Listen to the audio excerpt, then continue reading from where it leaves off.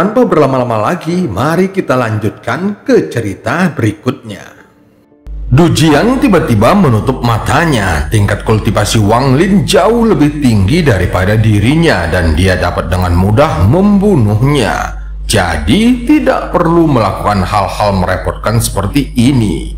Meskipun dia masih bingung, dia sudah berada pada keadaan hidup dan mati. Jadi dia benar-benar tidak punya waktu untuk berpikir panjang. Aku akan bertaruh sekali. Du Jian menarik napasnya dalam-dalam saat dia merasakan domainnya yang sudah lengkap dan mengambil langkah terakhir. Jiwa asalnya perlahan-lahan keluar dari tubuhnya. Energi spiritual surgawinya menjadi semakin kuat dan dengan mudah menghapus segel Wang Lin pada jiwa asalnya. Mata Wang Lin berbinar saat dia menatap Du Jian dan merenung. Alasan mengapa dia membiarkan Du Jian mencapai tahap Ascendant adalah untuk meningkatkan keberhasilannya saat menjadikannya pelindung surgawi. Wang Lin tidak melupakan deskripsi pelindung surgawi dari batu giok itu. Sebenarnya sejak dia menangkap Du Jian, dia telah memutuskan untuk memurnikan orang ini menjadi pelindung surgawi berkualitas rendah. Meskipun tingkat keberhasilannya terlalu rendah, jika dia berhasil, maka dia akan menghasilkan seseorang yang mirip dengan kultivator Ascendant tahap akhir dengan satu langkah ke tahap Yin dan Yang. Tentu saja hal ini sangat menggoda bagi Wang Lin. Batu giok itu juga memperkenalkan beberapa mantra yang hanya bisa digunakan oleh pelindung surgawi. Saat digunakan, mantra-mantra itu akan sangat menakjubkan. Jika Du Jian ini tidak memprovokasinya, itu akan baik-baik saja. Wang Lin juga tidak akan menangkapnya untuk memurnikannya menjadi pelindung surgawi.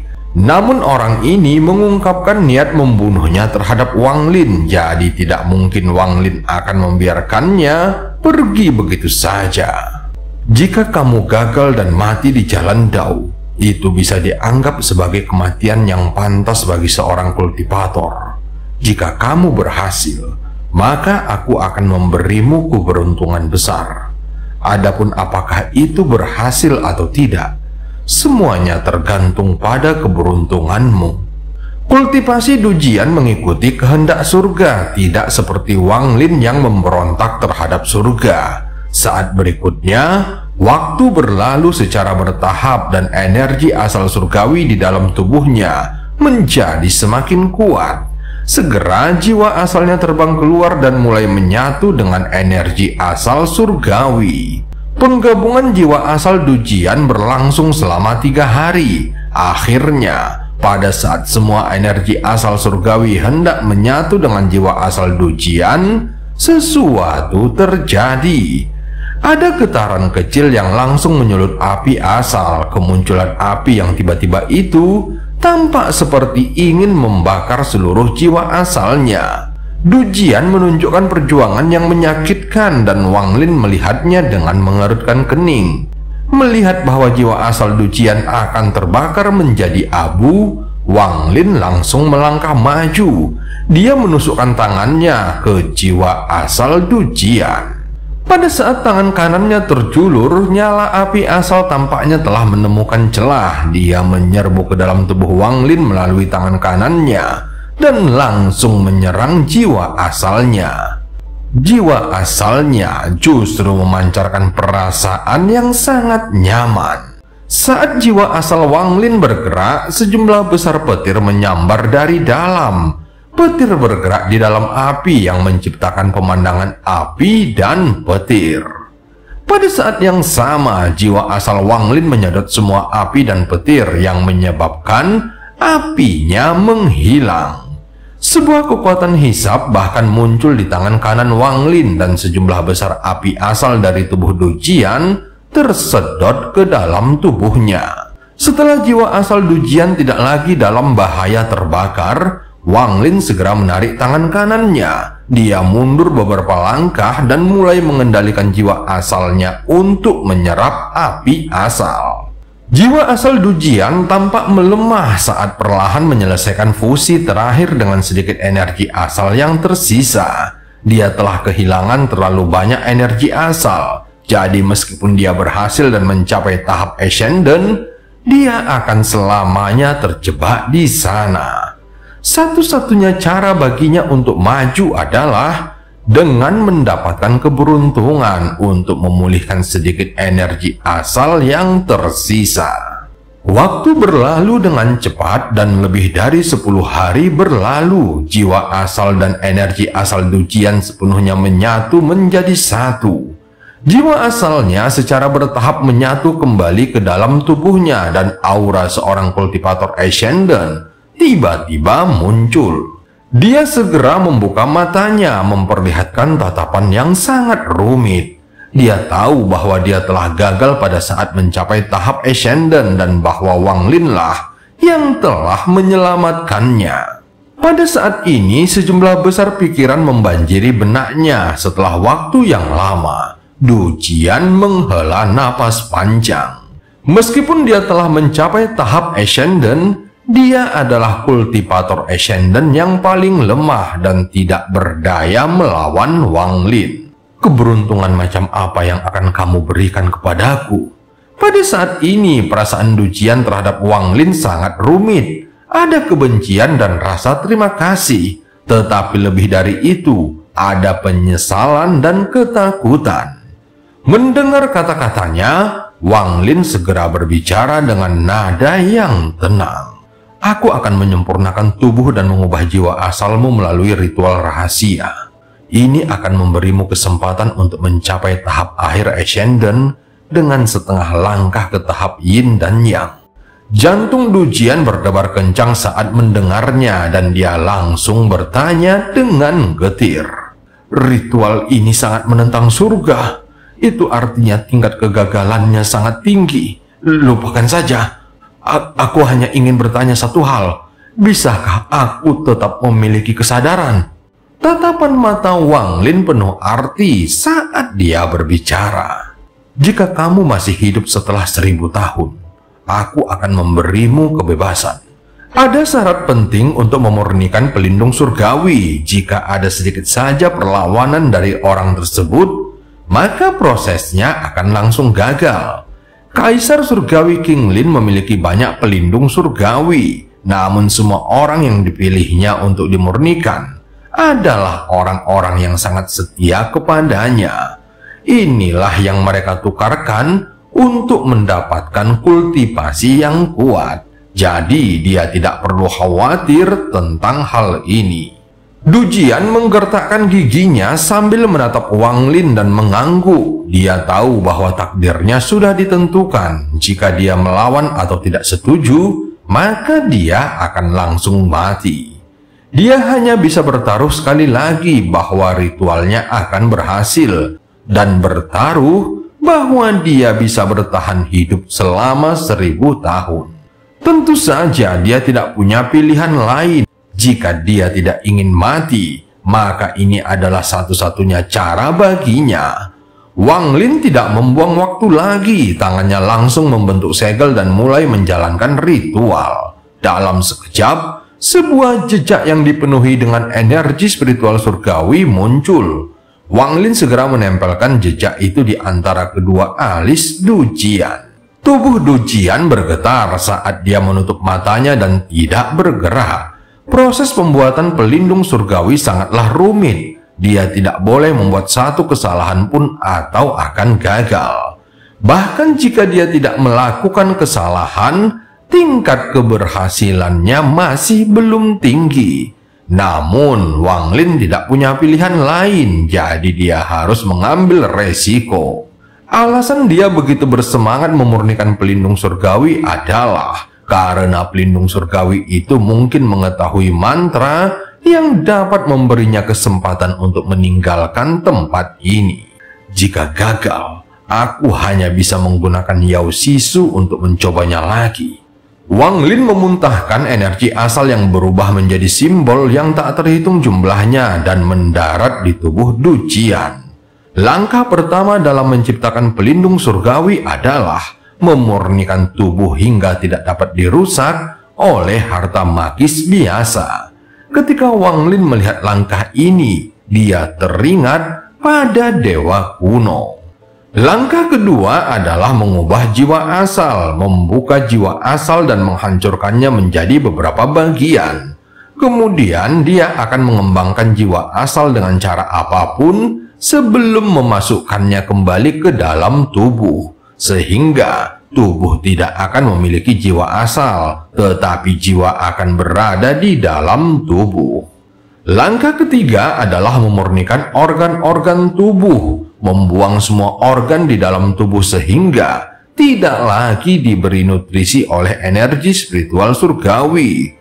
Ini mengisolasi tubuh dari kelima indera dan tidak akan lagi merasakan sakit. Langkah terakhir adalah menghapus kekuatan jiwa mereka, tetapi tetap mempertahankan kecerdasan mereka. Hal ini membuat pelindung surgawi tidak memiliki emosi, namun mereka akan tetap berpikir. Mereka memiliki tubuh yang kuat, tidak memiliki emosi, dan tidak memiliki rasa sakit. Mereka adalah boneka yang tidak akan mengerutkan kening, bahkan jika kepala mereka dipenggal, sehingga ini bisa dianggap mirip dengan dewa kuno. Pada saat ini, pemurnian terus berlanjut. Beberapa bulan kemudian di dalam celah, Wang Lin menarik napasnya dalam-dalam dan menyedot semua energi asal ke dalam tubuhnya. Seolah-olah dia baru saja memanggang awan. Setelah energi asal menghilang, tubuh ramping muncul di hadapan Wang Lin. Sosok ini memancarkan aura dingin yang mulai menyebar. Sosoknya sangat pucat, seolah-olah tidak ada darah di tubuhnya. Hal itu dikarenakan semua darah telah menyatu ke dalam tulang-tulangnya. Ekspresi Wang Lin tampak muram dan dia mendesah. Gagal lagi. Sudah beberapa bulan sejak langkah pertama pemurnian tubuh dimulai dan Wang Lin telah gagal berkali-kali. Untungnya Batu Giok mencatat bahwa tidak peduli seberapa banyak dia gagal, orang yang dimurnikan tidak akan menghilang. Melihat boneka di depannya, Wang Lin mengerutkan kening. Menurut Batu Giok, berbagai bahan perlu ditambahkan selama proses pemurnian. Hanya setelah semua bahan menyatu dengan tubuh, maka langkah pertama akan selesai. Dari 4 tingkat pelindung surgawi, ada tingkatan emas, perak, tembaga, dan besi. Boneka ini bahkan bukan pelindung surgawi tingkat besi. Setelah memikirkannya sebentar, Wang Lin menampar tas penyimpanannya dan sejumlah besar harta magis berkualitas rendah terbang keluar. Ada harta karun yang tidak lagi digunakan Wang Lin, namun sangat memalukan jika dibuang begitu saja. Aku tidak punya bahan, tetapi aku punya banyak harta karun. Aku yakin melebur harta karun ini dan menyatukannya dengan boneka akan memberikan efek. Mata Wang Lin berbinar dan dia segera membentuk segel. Api mulai muncul dan mengelilingi harta karun ini. Api terus menyala dan beberapa harta karun ajaib itu mulai mencair. Akhirnya, hampir semua harta karun ajaib membentuk bola hitam. Setelah berpikir sejenak, kekuatan jiwa Wang Lin masuk ke dalam tasnya dan dia terus mencari.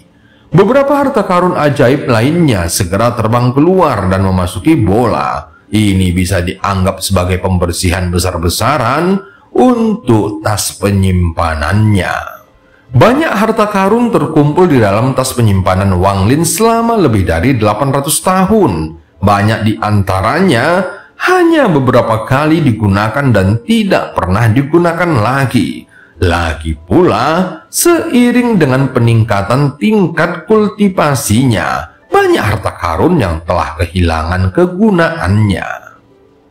Semua harta karun itu terbang keluar dan dilempar ke dalam bola oleh Wang Lin. Pada saat ini, mawar biru tiba-tiba muncul di tangannya. Melihat mawar itu, sosok merah menyala tampak muncul di hadapan Wang Lin.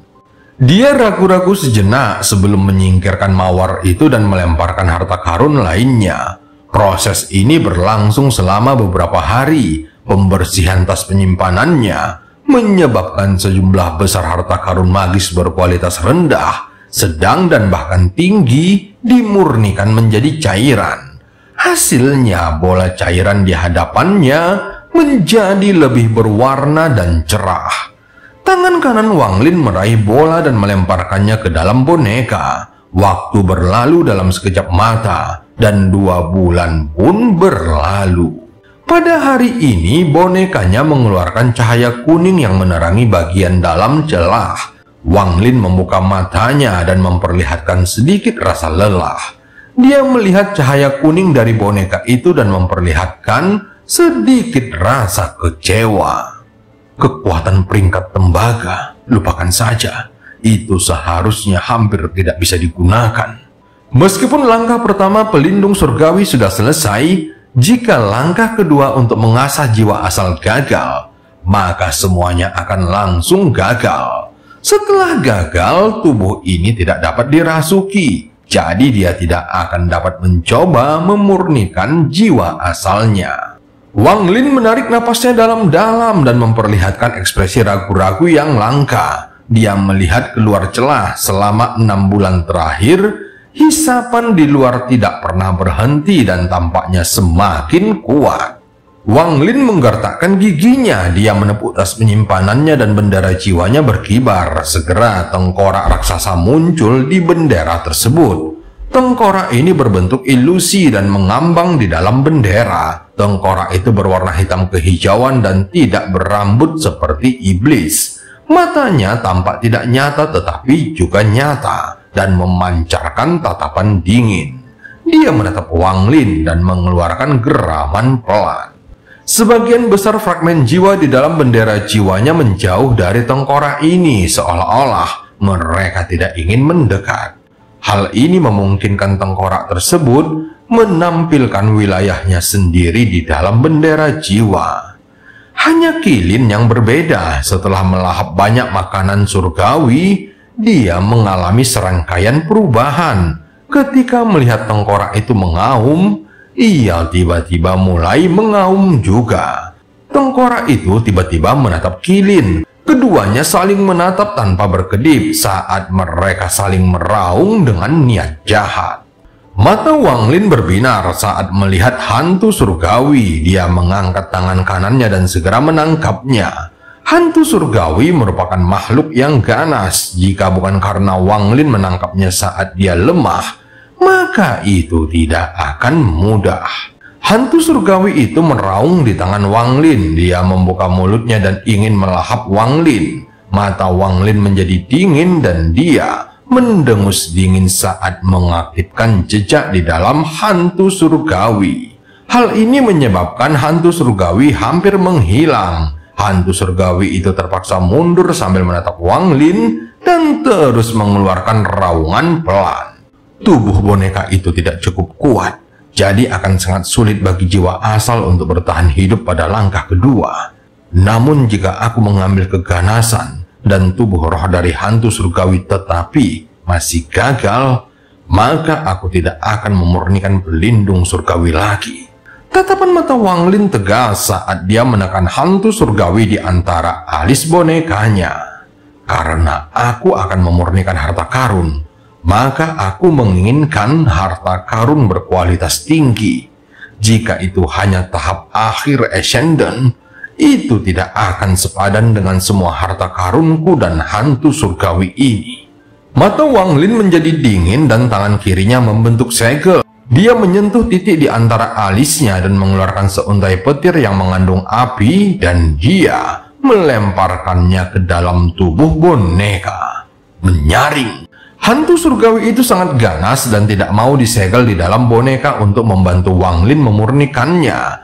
Dia meraung dan hendak menyerang Wang Lin, tetapi cambuk langsung muncul di tangan kanan Wang Lin dan dia langsung mencambuknya.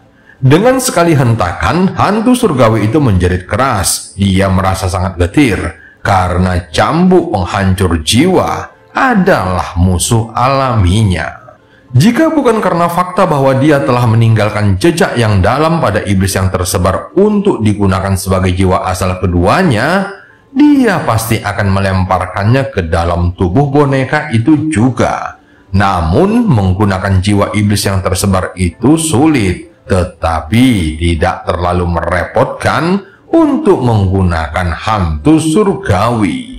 Beberapa bulan waktu berlalu di bawah penyempurnaan Wang Lin yang terus-menerus. Hantu surgawi dan jiwa asal Du Jian menyatu dan saling melahap sebelum digiling menjadi beberapa bagian.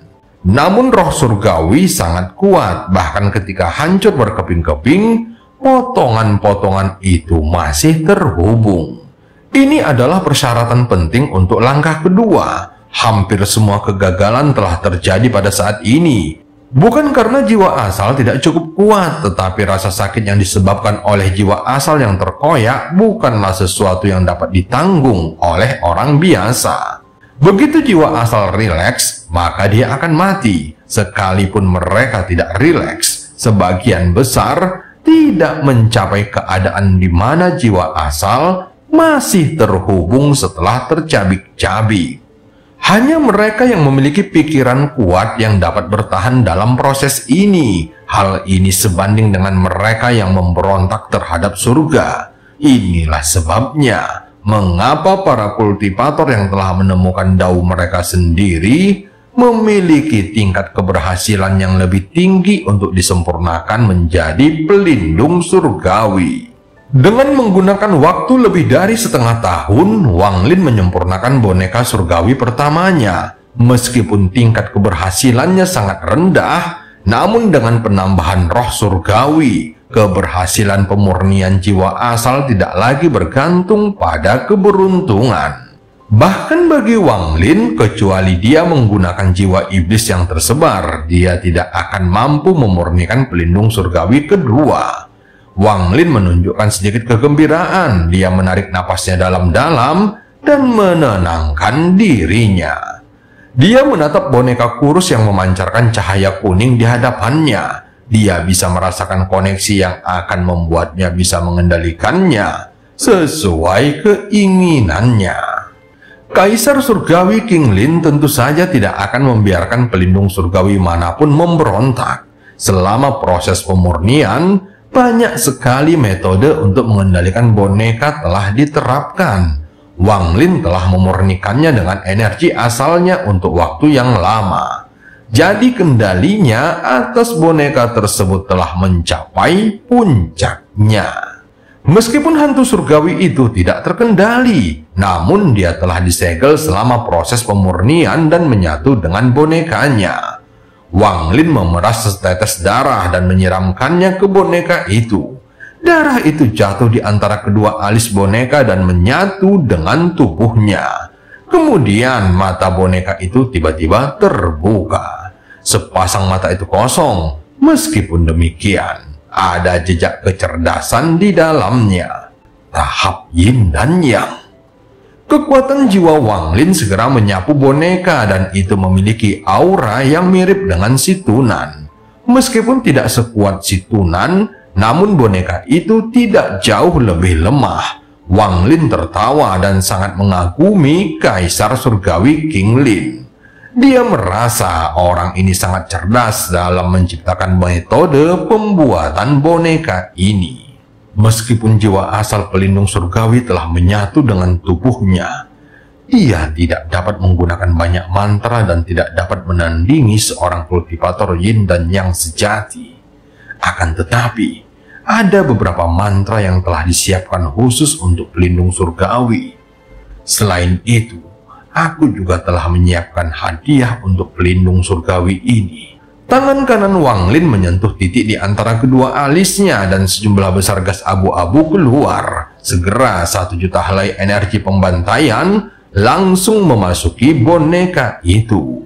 Mata boneka tiba-tiba memancarkan aura pembantaian setelah berkedip beberapa kali. Itu perlahan-lahan menghilang, tetapi matanya menjadi semakin ganas. Setelah melakukan semua ini, Wang Lin menampar tas penyimpanannya dan batu giok itu terbang keluar. Dia menekan batu giok itu di antara kedua alis bonekanya. Ada semburan cahaya dan simbol-simbol yang tak terhitung jumlahnya. tampak berkelebat di mata pelindung surgawi. Setelah waktu yang lama, batu giok itu jatuh dan kembali ke Wang Lin. Segera Wang Lin berkata dengan tenang, "Sembunyikan." Tubuh pelindung surgawi itu berkedip-kedip, lalu tiba-tiba berubah menjadi ketiadaan dan bergerak di belakang Wang Lin. Tidak ada cahaya, jadi tentu saja tidak ada bayangan juga. Namun Wang Lin tahu bahwa pelindung surgawi itu bersembunyi di balik bayangannya. Ada peluang 60% untuk meninggalkan tempat ini dengan kemampuan pelindung surgawi. Meskipun tempat ini adalah tempat yang berbahaya, namun tempat ini juga aman. Wang Lin mulai merenung sejenak. Tak lama kemudian, dia menepuk tas penyimpanannya dan sebuah pedang besar melayang keluar. "Kekayaan, pedang pertamaku. Rahasia apa yang kamu miliki?" Wang Lin perlahan mengusap pedangnya. Dia menenangkan hatinya dan pikirannya perlahan memasukinya. Kondisi di luar sangat gelap gulita dan gemuruh angin terdengar dari dalam retakan. Retakan itu tampak seperti dunianya sendiri, dan gemuruh dari luar adalah satu-satunya suara di dunia ini. Kekuatan hisap yang tiada habisnya datang dari dalam lubang, seakan-akan ingin melahap segalanya. Wang Lin duduk dalam posisi lotus di dalam celah, menatap ke dalam kegelapan. Dia tampak telah menyatu dengan kegelapan yang tersisa. Hanyalah kilatan petir yang sesekali melintas di matanya dan menerangi dalam celah itu. Terjebak di sini menyebabkan rasa kesepian perlahan muncul di kepalanya, seolah-olah dia terisolasi dari dunia dan dilupakan oleh semua orang. Satu-satunya hal yang menyertainya adalah kenangan tentang 800 tahun kultivasinya. Orang yang kesepian selalu mengingat setiap orang yang pernah hadir di dalam hidup mereka. Kesepian Wang Lin semakin dalam, dia mengingat masa lalunya. Seolah-olah dia sedang bersembunyi pada suatu waktu tertentu, mengenang masa lalu, atau bersembunyi di suatu tempat rahasia, sambil memikirkan seseorang yang dia sayangi. Sebuah gumaman terdengar dari Wang Lin di dalam kegelapan. "Aku ingin tahu, apakah ada yang membersihkan makam ayah dan ibu?" Sebuah bola putih kecil melayang di hadapan Wang Lin. Cahaya dari bola itu sangat lemah, sehingga tidak dapat menerangi apapun di dalam kegelapan ini. Namun ada kehangatan yang terpancar dari bola putih itu. Kehangatan itu mengalir melalui mata Wang Lin dan masuk ke dalam hatinya. Seperti bisikan lembut, kehangatan itu dengan lembut mengisi kesepian Wang Lin. Selalu ada sosok samar di dalam bola kecil itu yang diam-diam menemani Wang Lin. Bahkan jika langit dan bumi hancur, laut mengering, atau bebatuan membusuk, sosok itu akan selalu ada untuk Wang Lin sepanjang masa. Bahkan di dalam reinkarnasi, sosok itu tetap akan menemaninya. Bagian dalam retakan itu masih dingin, seolah-olah semua kehangatan di dalamnya telah tersedot melalui celah retakan itu. Namun dengan adanya bola putih, kehangatan di hati Wang Lin memenuhi tubuhnya dan tampak abadi. Dan cerita pun berakhir. Sampai ketemu di part selanjutnya.